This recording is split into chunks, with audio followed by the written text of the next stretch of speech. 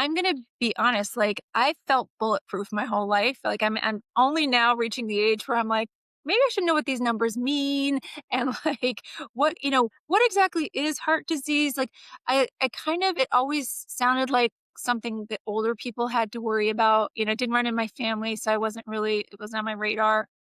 And so for somebody who, like, maybe you hear it, heart disease, number 1 killer, heart disease. Dr. Nesfeder, what exactly is heart disease? Mhm. So heart disease, like you're saying, is broad. You can have and a lot of times what we're talking about is atherosclerotic disease or atherosclerotic cardiovascular disease. So, buildup of cholesterol or plaque hardens in the arteries, and that whether that's the heart arteries, whether that's other arteries in your body, the brain arteries, and then it leads to something happening, whether that's acutely, such as a heart attack or stroke, or whether it's a progressive syndrome where you have angina, specific symptoms that we can get into, that can interfere with your quality of life. So a lot of times that's what we're talking about, the atherosclerotic disease. But there's tons of other conditions. So whether you have valvular heart disease, so leaky heart valves, tight heart valves, whether you have issues with cardiomyopathy, so in terms of weakening of the heart muscle, or just simply the heart muscle's inability to kind of, handle, our blood volume. Then there's things specific to women.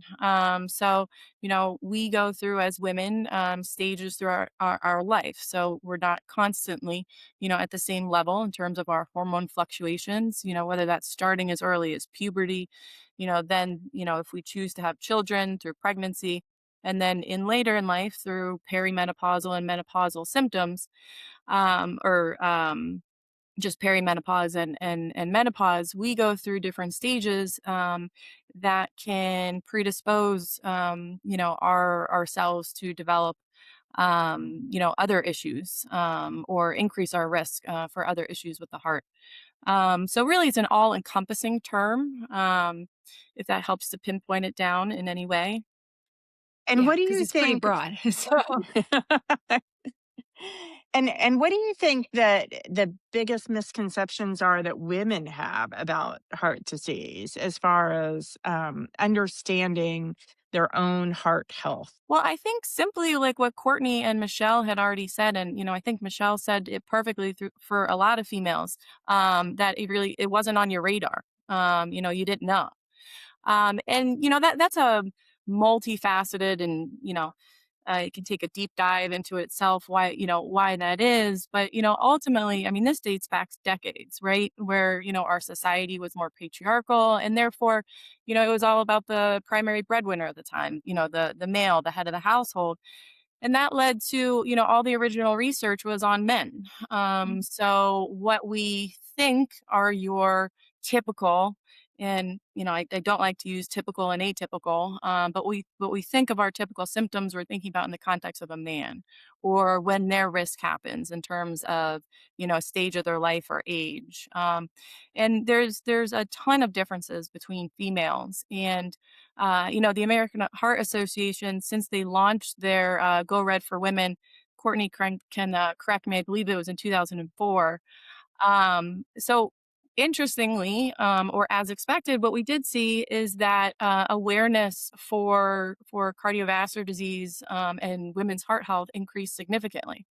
So I think it was by maybe it was only a couple years later, maybe about 2009, when they did a poll and they said, they asked women, what's the leading cause of death in women? They said, hey, 65% said, hey, it's cardiovascular disease. Now, fast forward even 2019, almost a decade ago, that number dropped to only about 44%. And the question is why? We still have really good campaigns with the American Heart Association, Go Red for Women. So, why did we have such a great increase in awareness, and now it's dropping? And I don't know the answer to that. I can't exactly give it to you. But it really, and I may be tangential to Liz's question, but it really just stems from awareness that, hey, The number one cause of death is cardiovascular disease. Whether you understand what that means or not, it's just simply knowing that, because then you go to your doctor and you say, hey, I'm not really sure, but I see this statistic. What do I need to do? Or what am I at risk for now? What am I at risk for in the future?